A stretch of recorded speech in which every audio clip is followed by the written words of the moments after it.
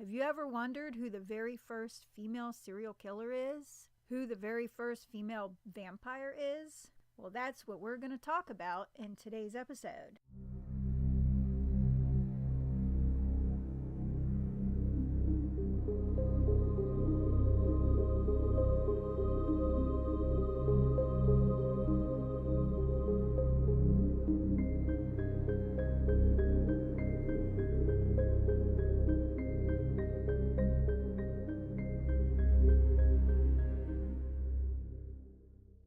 Welcome to Peculiar Finds for Curious Minds, strange but true tales from around the world, and I'm Jennifer Kennedy. I'm going to tell you about the Countess Erzsébet Bathory. Erzsébet translates to Elizabeth in today's language. Elizabeth Bathory, known as the very first female vampire and one of the very first known or recorded female serial killers. So who was Elizabeth? She was a Hungarian noblewoman from one of the most powerful Protestant families in Hungary during the 15 to 1600s. Both of her parents were born Bathorys. Her family was pretty well known for incest and inbreeding, so both her parents were actually related. And it suggested that their inbreeding is what caused her to suffer from what led her to be a serial killer. She had fits of rage and seizures, and it said it's because of the family inbreeding. Her parents owned land in the Kingdom of Hungary and in Transylvania, and she was born on August 7th, 1560, and she died August 21st, 1654. She was 54 years old. Her family was infamous for disturbing torture methods, and she even witnessed a family member punishing a gypsy for lying by tying her up inside the belly of a dead horse and leaving her there to die. That's pretty gruesome, huh? Can you imagine being sewn up or tied up inside the belly of a dead animal, not just left there to starve and to die, but imagine the odor after being in there, because it's going to take you a few days to die. Imagine how bad the odor is going to get to that point. I can't even imagine. It's a horrifying kind of death. But she witnessed her family doing that to a gypsy, killing the gypsy that way. The family had a knack for torture, and she had a taste for it too, as you'll find out.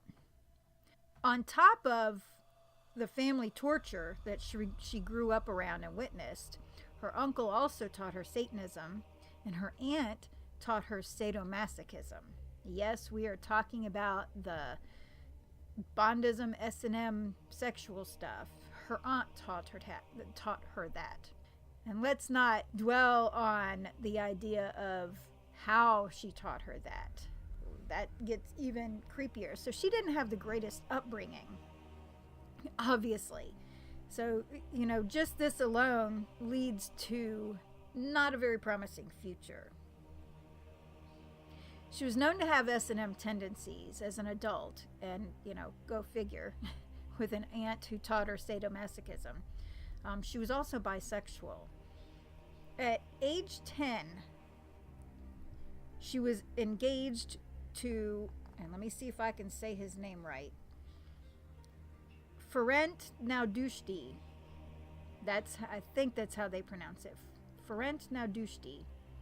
She was engaged to him when she was 10 years old, and they were married when she was 15. He was 19. The marriage took place on May 8th in 1575, and of course it was a political marriage. It was arranged. I mean, how else do you get engaged at 10 years old? Her social position was higher than his, so she didn't change her name. She kept her own last name. And there was a bit of not so much of a war, but there was a lot of tension between the two families, and they figured that if they arranged this marriage, that it would help alleviate the tensions between the families. As a wedding gift, he gave her Chaita Castle. Now, this isn't just a castle. Chaita Castle included the castle a country house, and 17 villages surrounding it. So she became known as the Chaita. Chaita is the word that was used later to describe it. In the original language of their time, it was pronounced Chiquita. No, not Chiquita banana, but Chiquita. So she became known as the Chiquita Countess. Now, let's get a good laugh out of that. The Chiquita Countess. Chiquita Countess Bathory. Say that 3 times fast. Well, being that she had upbringing around torture and S&M and everything, naturally she grew to use torture methods of her own. And she used the kind of torture methods that her family taught her, of course. But she also discovered that her husband, her new husband, enjoyed torturing as well. And he taught her 2 methods. So this is just a match made in heaven. You know, you've got a couple that thrive on torture. She was raised around torture and S&M and Satanism and everything else. So, the 2 of them thrived in shared torture methods between each other. And he built an S&M chamber in the basement of the church, of all places, in the basement of the church, to satisfy her sexual cravings. Probably to hide them too. I mean, you don't want, guests coming in and seeing your S&M chamber upstairs. So let's go build it in the church. Yeah, that makes a lot of sense. So they stayed married for years, of course, and during that time, she had 3 daughters and 1 son. And in 1578, now Dushti, I'm going to just call him Ferenc, makes it easier. Ferenc became a chief commander of the Hungarian troop, and he led them to war against the Ottomans. Basically, it was the war between the Ottoman Empire and the Habsburg Empire. And this is actually what the political marriage was supposed to try and prevent, the tensions between these families politically. They were hoping that it would quell those tensions, but it didn't help whatsoever. They wound up at war. He became the chief commander of the Hungarian troops, basically went to war against people on her family side. So when he went to war in 1578, he was gone many years. The war dragged on. He was gone many years, leaving her all to her own in the castle. Not just the castle, but the villages and everything. So she was left in charge of the estate and the business. And she was highly educated because she was a noblewoman. So she was very capable of handling everything. Her very close friend, her bed nurse, was a witch. And she took residence up with Elizabeth in the castle.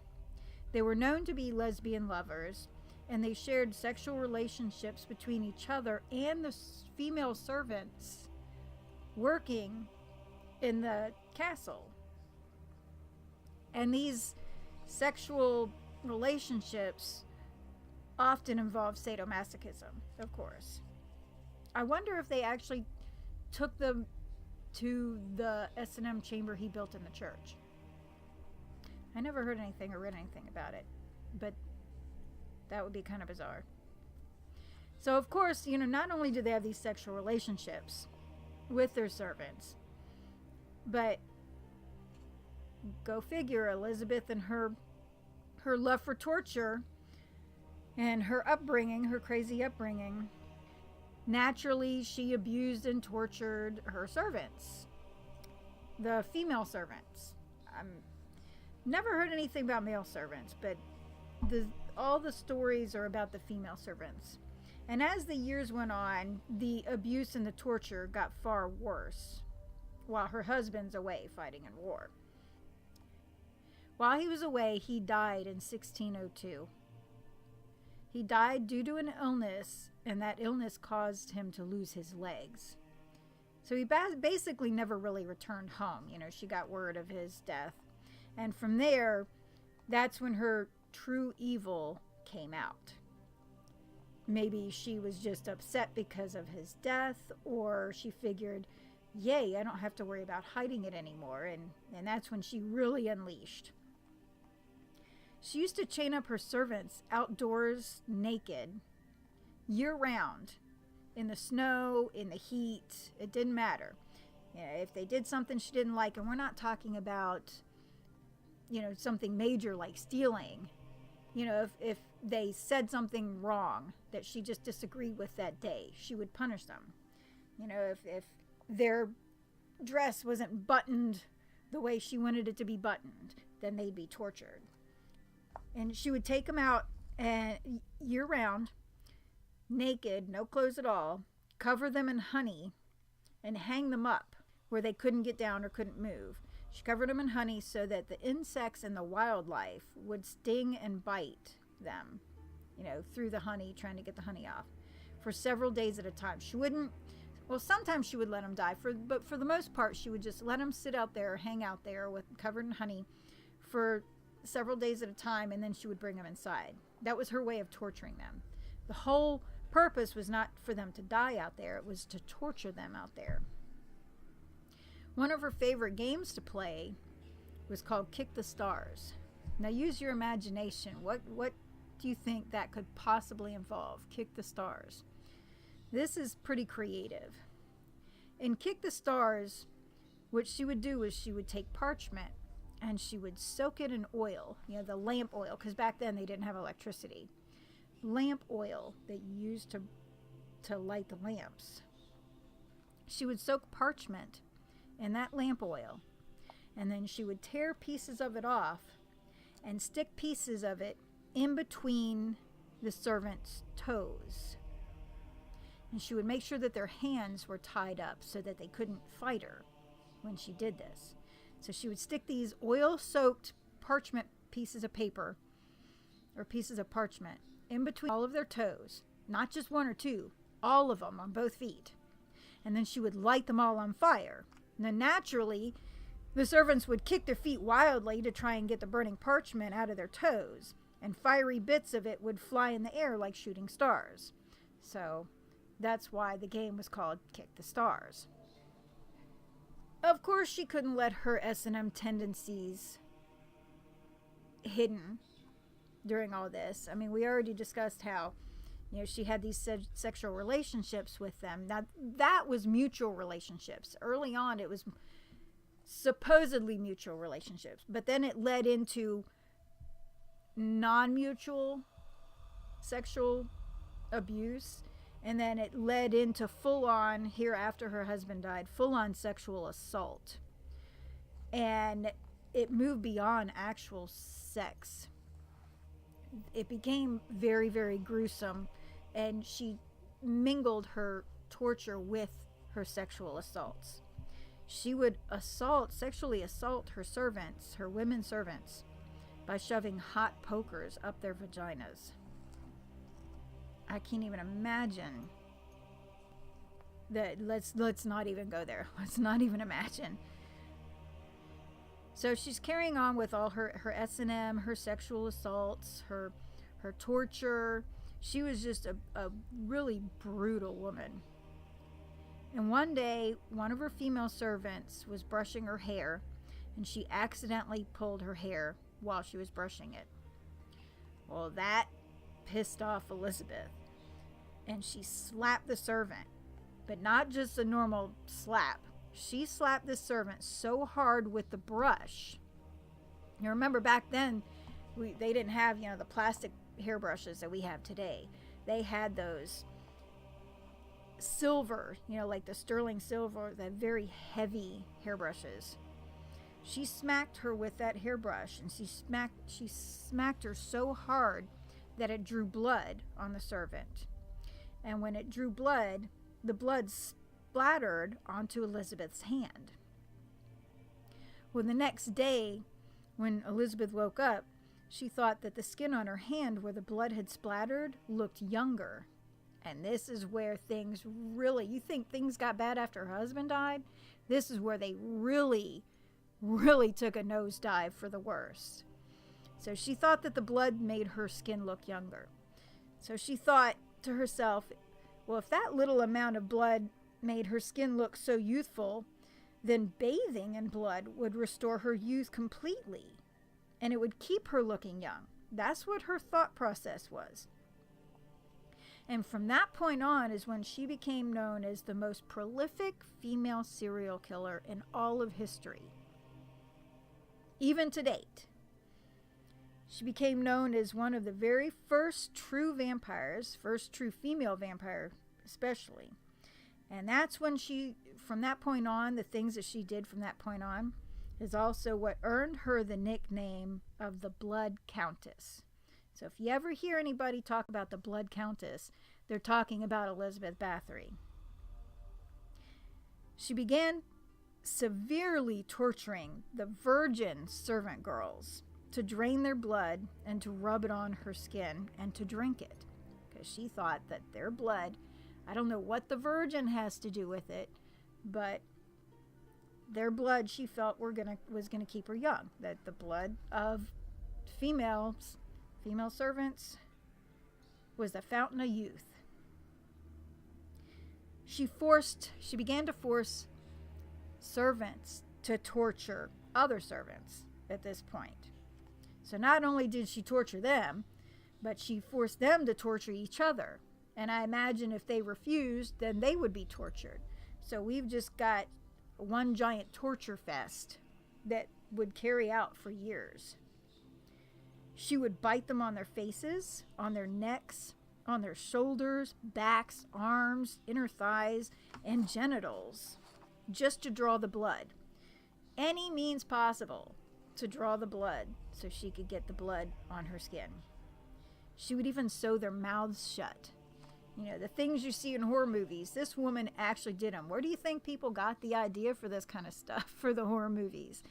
You know, Elizabeth Bathory is the one that gave birth to a lot of these crazy, horrific things that you only see in movies today. She would even force them to eat their own flesh. How gross is that? She would burn their genitals. Now that's just straight up torture, because you're not going to get much blood out of that. That's just straight up torture. She would ram needles underneath their fingernails and toenails in order to get blood, because if you've ever accidentally jammed yourself under your fingernail, you know that's a great way to be in a lot of pain, of course, but it bleeds easily in that part of your fingers. If they tried to take the needles out when she would ram them under her fingernails, she'd cut their fingers off. So these poor women had no choice. And this isn't just like a period of a month or 2 months. We're talking about years upon years. I mean, they got married in 1575. Now, granted, she wasn't doing this stuff in 1575, but the torture started after they got married in 1575. So you've got 75, he leaves for war in 78. So you've got mild torture happening for the first 3 years. And then 78 to 62, that's 4 more years. Or not 62, 78 to 1602, that's 4 more years. And that's when the torture started ramping up. That's when she got into the sadomasochism and the sexual abuse and stuff like that. And then you're talking about from 1602 on that she starts ramping it up, and it gets worse and worse to this point where she's burning their genitals and ramming needles under their fingernails. She would slice them all over their bodies, doesn't matter, just, cut them up just to get their blood.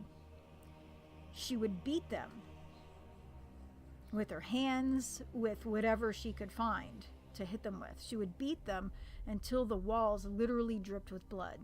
Her whole goal was to get the blood out of these women, and she didn't view them. I mean, of course, she is royalty. Her station is high, so she looked down on servants to begin with. In those days, servants weren't treated very human-like.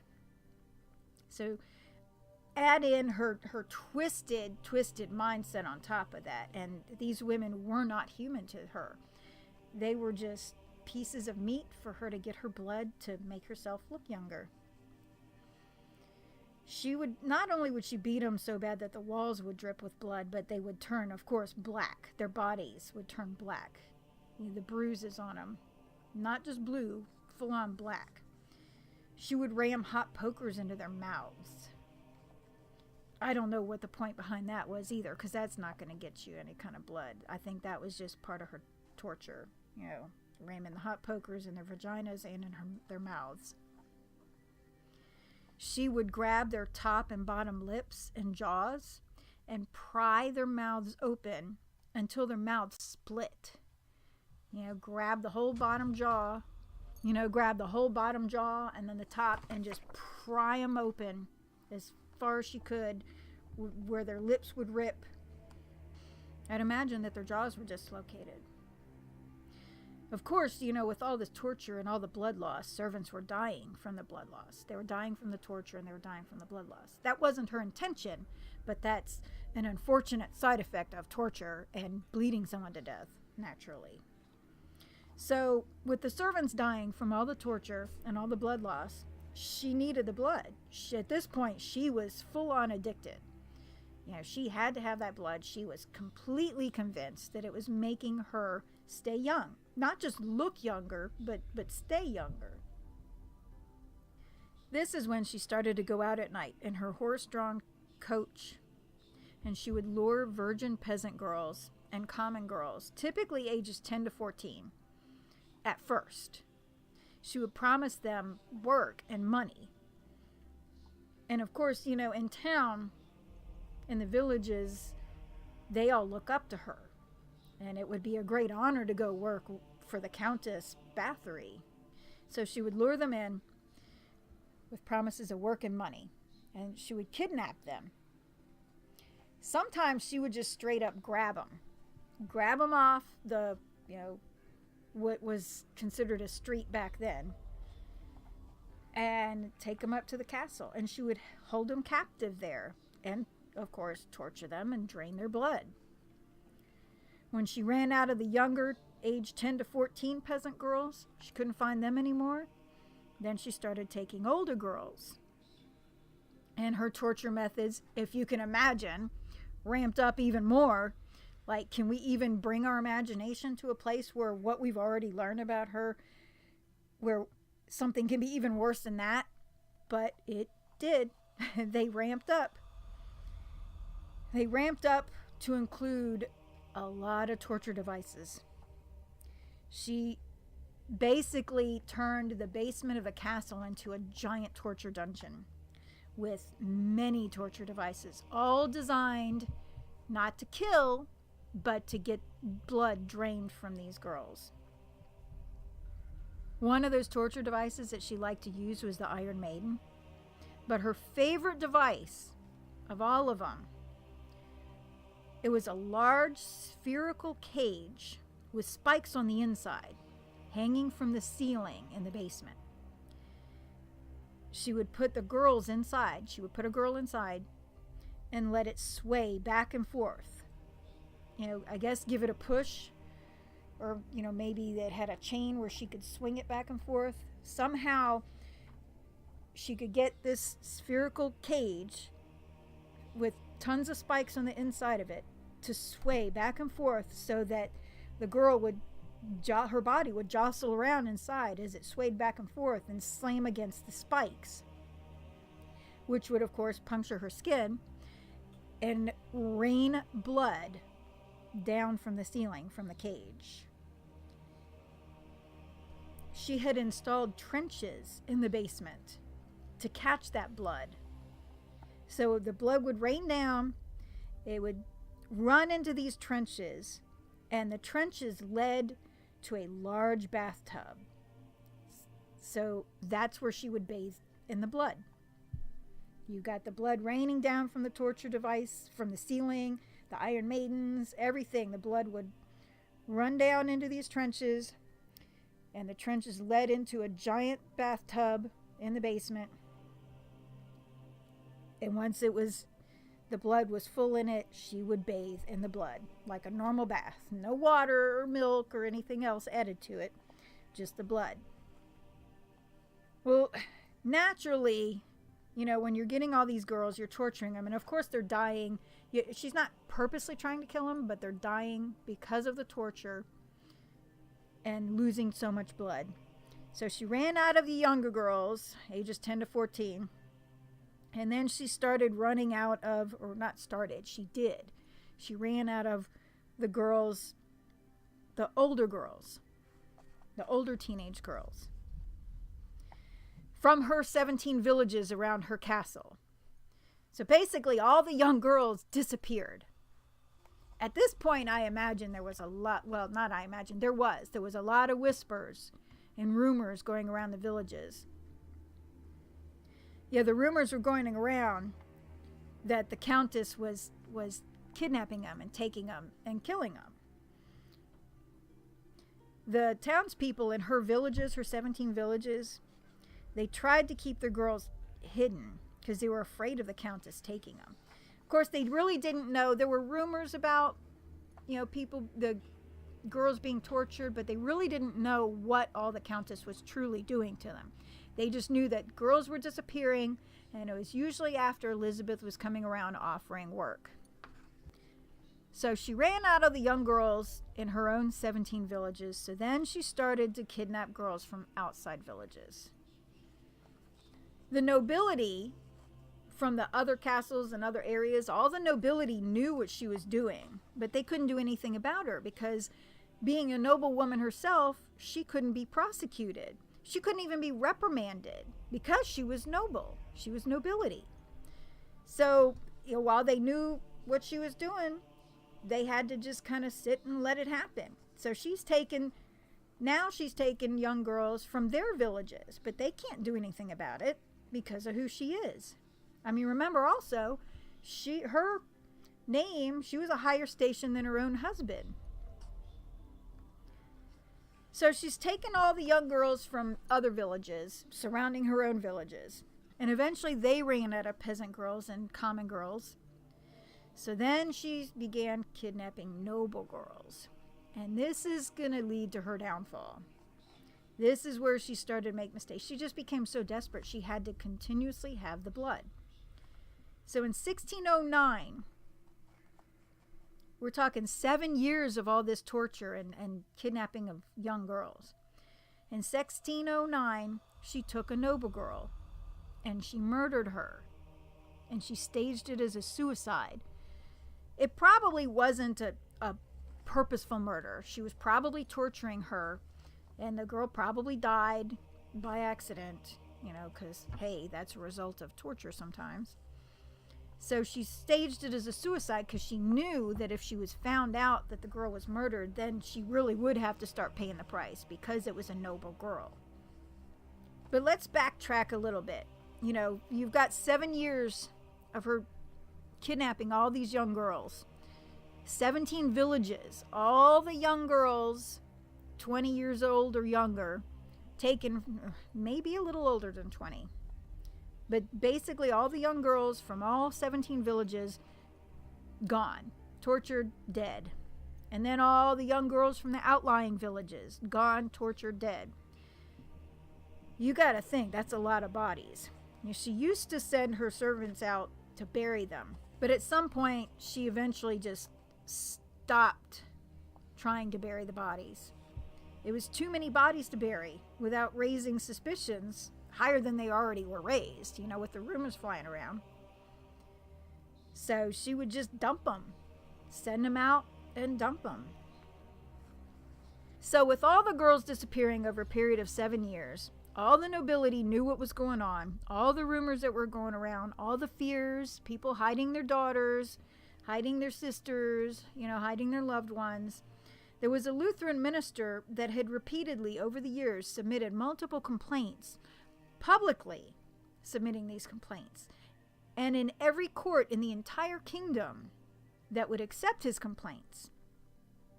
You know, after she killed the noble girl, authorities finally admitted that they could no longer ignore the problem, regardless of her nobility, that she was just out of hand. But, you know, that's 7 years of severe torture, plus the 4 years before that. That's 11 years, plus the 2 years of their initial marriage. So it's 13 straight years of torture, but primarily the major torture took place over 7 to 11 years. And it took them that long to finally decide, okay, we can't ignore it anymore just because she's a noblewoman, which is a little too long if you ask me. I mean, they waited until there was no more females to marry their sons off to, I guess. So in 1610, this is a year after she took the noble girl. In 1610, King Matthias II finally appointed Urge Tortizo, who was the person who was assigned, the guy who was assigned to manage her and her holdings after her husband died. Well, the king appointed him to conduct an investigation on what was happening to all these young girls. So Urge appointed 2 notaries, and those notaries went around the villages talking to everybody and collected witness statements from over 300 witnesses who were all common people, nobility, and castle staff. They went around talking to everybody. And then finally, on December 30th of 1610, her castle was raided. And when they opened the doors, bodies were found all over the place. We're talking about dead bodies all over the place. Live bodies who were just laying around half dead were found all over the place. The castle was littered with them. The live bodies were laying around, bound, obviously tortured, barely alive. When they first stormed into the castle, the very first victim that they found when they stormed in, and they stormed in, she was laying right there in the entryway, bleeding from the arms. The bodies that they found were missing things like arms and eyeballs. Not just the dead bodies, but the live bodies as well. Missing arms and eyeballs. One body was even in the fireplace. It hadn't even finished burning. It was partially burning in the fireplace. Elizabeth and 4 of her servants, including her lesbian accomplices, more than one. Apparently she came across servant girls who enjoyed it. God knows. So Elizabeth, 4 servants, which include her lesbian accomplices, were arrested when they stormed the castle. Her son fought having a trial out of fear of a scandal and ruining their noble name. Like, okay, so we just went on 11 years now where everybody, nobility already knows what she's doing, and the rumors are spreading like wildfire in the villages, over 17 villages, that you don't think that the noble name is ruined already, but, so he fought against a trial because he was afraid it would ruin his name. The 4 servants, were tried beginning on January 2nd of 1611. So we're talking only a couple days after the arrest. The trial was presided over by Royal Court Supreme Judge and 20 other judges. There were tons of witnesses who testified, sometimes 35 witnesses a day. And all of the witnesses, except one servant girl, all of them testified against Elizabeth. The one who did not was, of course, her witch lesbian lover that we talked about in the very beginning, who moved into the castle with her. Skeletons and body parts were examined and presented as evidence during the trials. The number of victims is disputed, and it ranges anywhere from 35 to 650. Testimony shows 35, 37, 50, and more, depending on which witness you're talking to. Elizabeth supposedly kept a diary, like a book, where she logged every single girl that she killed. And in her own book, she lists 650. Now, granted, of course, we know that there was tons of bodies that were just dumped outside and buried, so nobody truly knows the true number. I mean, somebody could testify to 35, but that might be the only 35 that witness knew about. So anywhere from 35 to 650 is the number of her victims. And I mean, even so, even if it's the low end, 35, that's an awful lot of victims. Official court records entered 80 that they were able to verify. 80 deaths. I shouldn't say deaths. I should say murders. 80 murders. So the official court records entered 80 murders that they were able to verify through evidence. Not just witness testimony, but evidence. The trial was extremely well documented, and those documents are housed in Hungary to this day. Supposedly, her lesbian lovers had their tongues cut out as punishment before they were jailed. Because, I mean, naturally, they were all found guilty. I mean, of course. But supposedly, her lesbian lovers had their tongues cut out. Now, Elizabeth herself wasn't tried. Probably because of the results of her brother fighting against a trial. She wasn't tried. Instead, she was walled up inside a windowless room in a tower in her castle, never to be let out. They bricked up, walled in the windows to where she couldn't see the outside, and she was locked in this room until she died. There were only a couple slits left in the tower, in the room, for ventilation and for food to be passed through to her through the door. But that's it. She stayed there for 4 years until she died. She died on August 21st, 1614. She complained to her guard that day that her hands were really cold. The guard responded, "It's nothing, mistress, just go lie down." I guess they actually recorded that. They recorded the court documents pretty well. They must have just recorded that, too, that, on her death day, this is what happened. So she was complaining to the guard that her hands are cold. He told her, "It's nothing, go lay down." The next morning, she was found dead. Some reports say that she was found dead in her bed. Other reports are saying that she was lying face down on the floor. But regardless, she was found dead. She was buried in the church of Cheta, or Chiquita, however you want to pronounce it. She was buried in the church on November 25th. I wonder if this is the same church that her husband built the sadomasochism dungeon for her, the S&M dungeon for her. At any rate, she was buried in the church on November 25th, 1614. But the villagers complained about her being buried in their cemetery. I mean, of course, she killed all their kids, all their female kids. So it's reported that her body was moved to her birth home and placed in the family crypt, but no one knows for sure. There are no grave markers for her in the Chiquita cemetery at all. They say that when they found her, when she had died, when they found her, that she still looked like she was 20 years younger. It had always been noted that she looked younger. So maybe the blood was doing something, or maybe it was just in her genes. So nobody knows to this day where her body is buried, if it's actually been moved. There's no grave markers. But she went down in history as the Blood Countess, the very first vampire, and the first prolific female serial killer in history. And I don't think there have been other female serial killers, but I don't think anybody has ever been found to be as horrible and evil as this woman was. So Elizabeth Bathory, Countess Elizabeth Bathory from Hungary.